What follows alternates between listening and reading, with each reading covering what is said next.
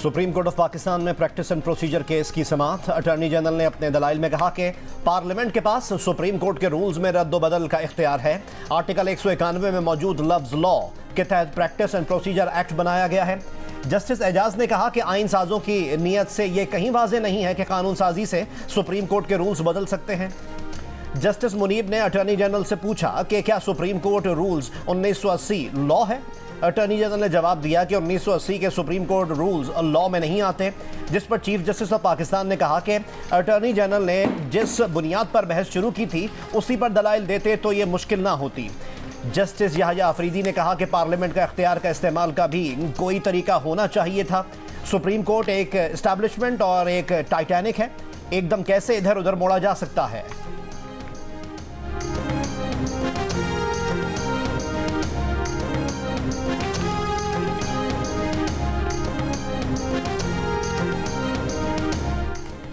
Supreme court में master of roster के नुक्ते पर दिलचस्प बहस। चीफ जस्टिस से सवाल किया, ये मास्टर ऑफ रोस्टर की इस्तेलाह कहां से आ गई। जस्टिस मंसूर ने कहा, लगता है ये लफ्ज स्कूल मास्टर से आया है। चीफ जस्टिस ने कहा कि हम नौआबादियाती मास्टर्स को क्यों मानते हैं, क्या इस्लाम में मास्टर ऑफ रोस्टर का कोई तसव्वुर है। मास्टर सिर्फ अल्लाह की जात है। जिस पर जस्टिस मुनीब अख्तर ने कहा कि वो मास्टर ऑफ रोस्टर की इस्तेलाह इस्तेमाल करते रहेंगे, आप जज्बाती ना हो। चीफ जस्टिस ने कहा कि पार्लियामेंट अच्छे कानून बनाए तो सराहना चाहिए। पार्लियामान ने सुप्रीम कोर्ट की इज्जत रखी है। पार्लियामान सुप्रीम कोर्ट की दुश्मन नहीं है। दोनों इदारों को ना लड़ाएं, जिएं और जीने दें।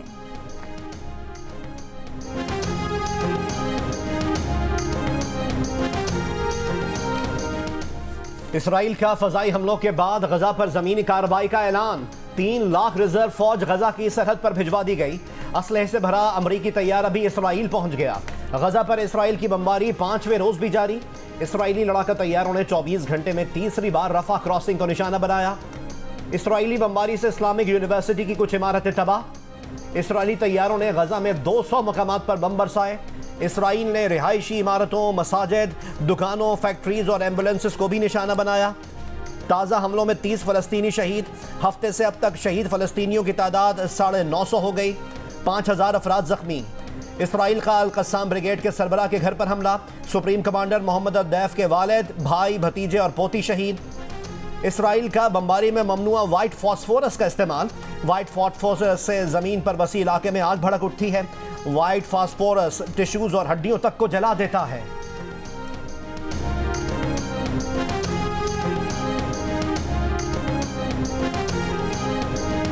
हमास के 5 रोज से जारी ऑपरेशन अल-अक्सा फ्लड में हलाक इसराइलियों की तादाद 1200 से जायद हो गई। 3000 जख्मी। हमलों में हलाक इसराइली फौजियों की तादाद 170 हो गई। खान यूनिस में इसराइली बमबारी के खिलाफ अल कस्साम ब्रिगेड का जमीन से फजा में मार करने वाले मिसाइल का इस्तेमाल। इसराइली शहर सदेरोत पर रॉकेट हमला। लबनान की हिजबुल्लाह ने बम हमले में इसराइली फौज की गाड़ी तबाह कर दी। हिजबुल्लाह का कहना है कि फौजी गाड़ी को 2 गाइडेड मिसाइल से निशाना बनाकर तबाह कर दिया गया। हलाक एहलकारों की तादाद वाज़ेह ना हो सकी। इसराइल के खिलाफ हमलों में फ़लस्तीन और लबनान के बाद शाम भी शरीक। इसराइली फौज के मुताबिक शाम की जानिब से दागे गए रॉकेट खुले इलाकों में गिरे।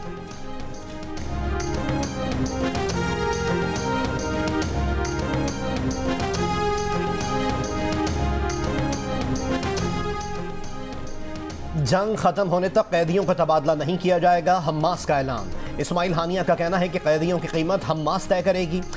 कतर की वजारत खारजा के तर्जुमान का भी कहना है कि इसराइल हमास के कैदियों के तबादले से मुतालिक गुफ्तगू क़ब्ल अज़ वक्त है। ये कहना बहुत मुश्किल है कि कोई भी फ़रीक सालिसी से आगाज़ कर सकता है। इस वक्त ज़मीनी सूरत हाल देखने की ज़रूरत है। हमास के साबिक़ सरबराह खालिद मशअल की फ़लस्तीनियों की हिमायत में जुमे को अरब दुनिया में मुज़ाहिरों की अपील।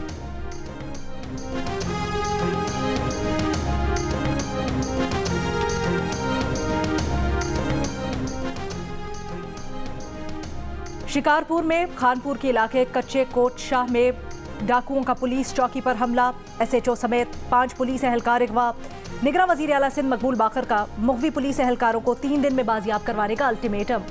IG को फ़ोन, कहा पुलिस एहलकारों को डाकू अगवा करके ले जाए तो अवाम की हिफाजत का अल्लाह हाफिज है। क्या जंगल का कानून चल रहा है या पुलिस सोई हुई है। अफसरान घरों में बैठकर पुलिसिंग करते हैं जो नाकाबिले बर्दाश्त है। एहलकार बाजियाब ना हुए तो DIG SSP के खिलाफ कार्रवाई होगी।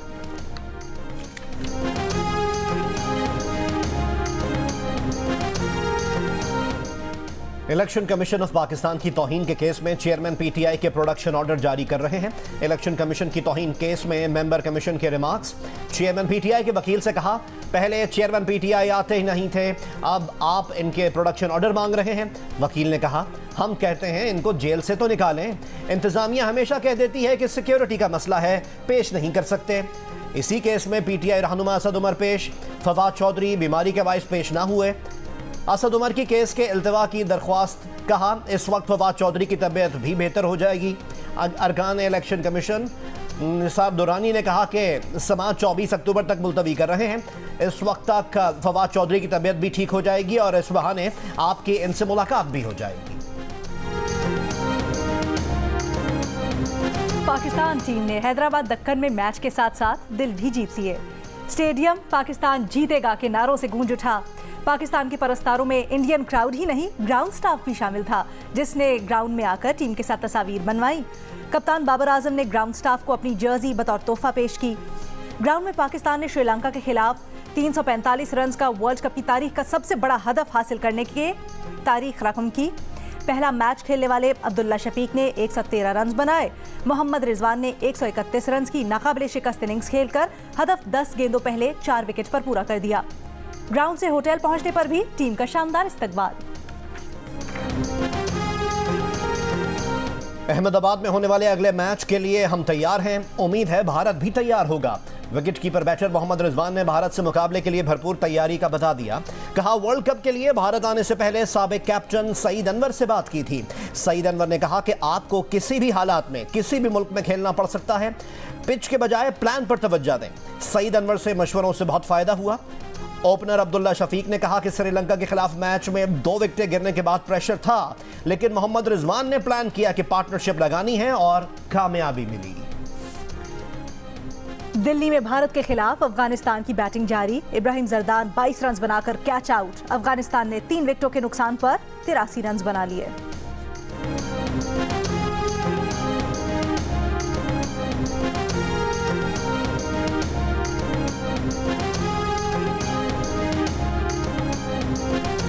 लाल हवेली डीसील करने की इस्तदा खारिज। Lahore high court Rawalpindi bench में लाल हवेली केस की पिटिशन बाकायदा समाअत के लिए मंजूर।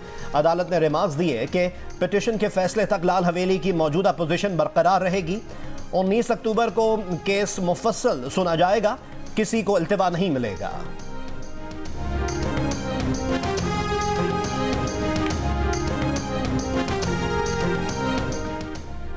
विफाकी काबीना ने सुहेल नासिर को डेप्यूटी चेयरमैन नैब और एहतशाम कादिर को प्रोसिक्यूटर जनरल नैब लगाने की मंजूरी दे दी।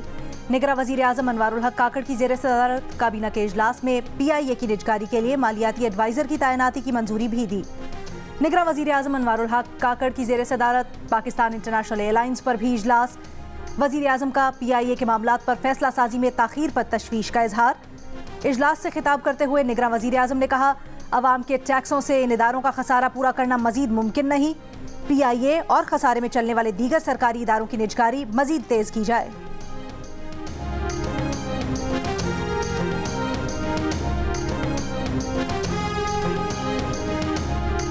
एक राहगीर जो गुजर रहा था, बच्चों की चीज़ें बेचने वाला, मिठाइयाँ वगैरह, वो फौरी तौर पर एट द स्पॉट उसकी डेथ हो गई।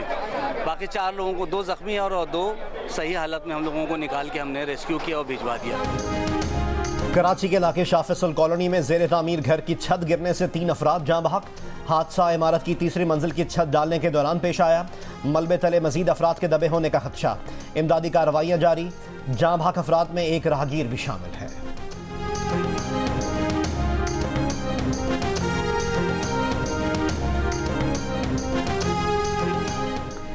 सियालकोट की मस्जिद में नामालूम अफराद की फायरिंग, 2 अफराद जाम बहक, 1 जख्मी। पुलिस के मुताबिक नमाज फजर के दौरान मोटरसाइकिल सवार 3 अफराद मस्जिद के बाहर पहुंचे। 2 मुसल्ला अफराद ने मस्जिद के अंदर दाखिल होकर फायरिंग की, 1 बाहर मौजूद रहा।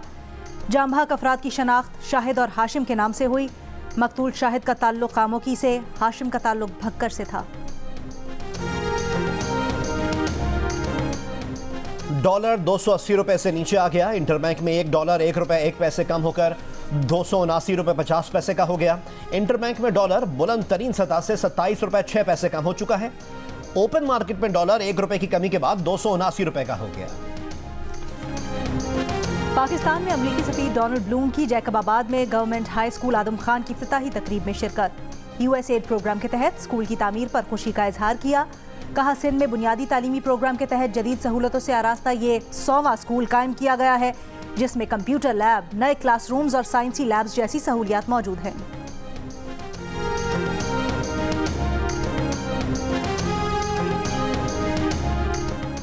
लाहौर में स्मॉग कंट्रोल करने के लिए पानी का छिड़काव करने वाली खुसूसी गाड़ी चला दी गई। सेक्रेटरी बल्दियात की मजीद 2 गाड़ियां फ़ाल करने की हिदायत।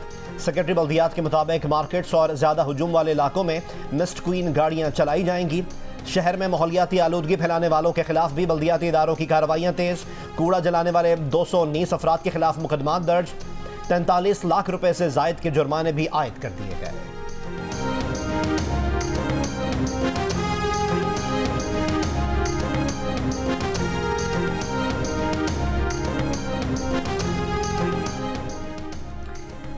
सर्दियों से पहले लाहौर का शदीद फ़ज़ाई आलूदगी की लपेट में आना बाइश तशवीश है। बीमार बच्चे और बूढ़े आलूदगी से ज़्यादा मुतासर हो सकते हैं। सेनेटर शहरी रहमान का लाहौर में फ़ज़ाई आलूदगी में इजाफे पर परेशानी का इजहार। कहा, अक्टूबर के आगाज़ में ही एयर क्वालिटी इंडेक्स की शरह 200 से तजावुज़ कर गई है।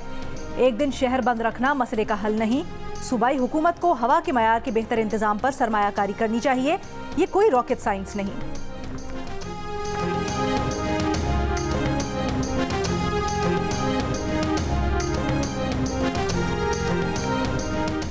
रजिस्टर्ड अफगान महाजरीन को गिरफ्तार ना किया जाए, मुतल्लिका इदारों को हिदायत जारी।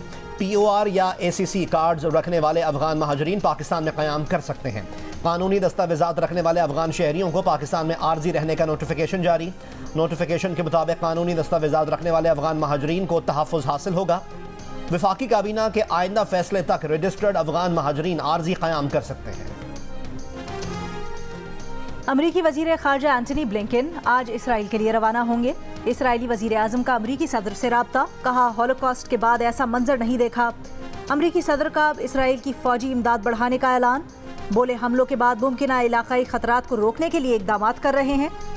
बरतानवी होम सेक्रेटरी सुएला ब्रेवरमैन का कहना है, बरतानिया की सड़कों पर फ़लस्तीनी परचम लहराना दहशतगर्दी की हिमायत होगा। इसराइल को सफ़ाए हस्ती से मिटाने वाले नारे पब्लिक ऑर्डर जुर्म तस्वुर होना चाहिए। फ़लस्तीनियों की हिमायत में दुनिया भर में मुजाहरे। लंदन के शेफील्ड टाउन हॉल पर इसराइल का झंडा उतारकर फ़लस्तीन का परचम लहरा दिया गया। वाक़या गुज़िश्ता रोज़ फ़लस्तीनियों की हिमायत में मुजाहरे के दौरान पेश आया। फ्रांस के मुख्तलिफ शहरों में भी मुजाहरे।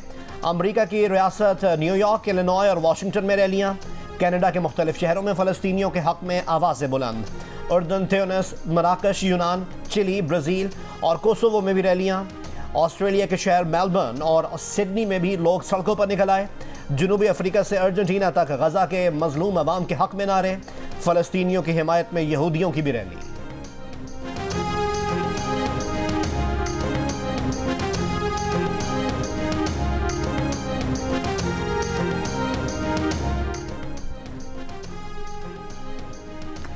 नामवर यहूदी डॉक्टर और मुसन्निफ गैवर माटे का कहना है कि इसराइली जारहियत और बर्बरियत की दास्तानें खुद इसराइली तारीख दानों और फौजियों की ज़बानी सुनाई जा सकती हैं। लाइल्मी का कोई जवाज़ नहीं। यहूदी रियासत के ख्वाब को हकीकत बनाने के लिए हमें फ़लस्तीन की मकामी आबादी के लिए डरावना ख्वाब बनाना पड़ेगा। फ़लस्तीनियों की मुल्क बदरी एक मुसलसल और मुनज़्ज़म अमल रहा। हमास की बदतरीन चीज़ों को 1000 से ज़र्ब दें तब भी इसराइली जारहियत के बराबर नहीं पहुँच सकेंगी। इसराइल के तमाम तर मज़ालिम के बावजूद मगरबी मीडिया में उसे कुछ नहीं कहा जाता।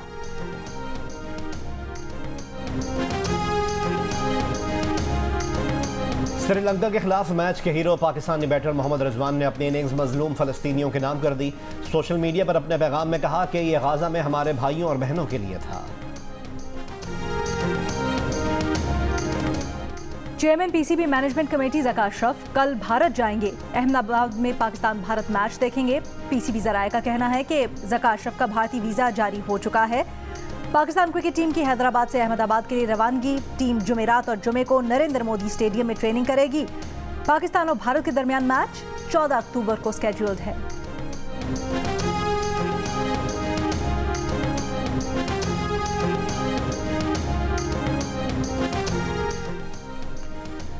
14 अक्टूबर को अहमदाबाद में पाक भारत मैच के मौके पर फिल्म स्टार्स भी रंग जमाएंगे। खुसूसी प्रोग्राम में अमिताभ बच्चन, रजनीकांत, सचिन तेंदुलकर और अरिजीत सिंह समेत दीगर नामवर स्टार्स शिरकत करेंगे। लाहौर कलंदर्स और यूनिवर्सिटी ऑफ लाहौर के दरमियान मफाहमत की याददाश्त पर दस्तखत। CEO लाहौर कलंदर्स और चेयरमैन यूनिवर्सिटी अवैस रऊफ ने दस्तखत किए। लाहौर कलंदर्स के COO समीन राना भी तकरीब में शरीक। यूनिवर्सिटी के साथ मिलकर बिजनेस और स्पोर्ट्स साइंसेज में डिप्लोमा मुतारिफ करवाया जाएगा। लाहौर कलंदर्स के साथ मिलकर स्पोर्ट्स कॉम्प्लेक्स कायम किया जाएगा।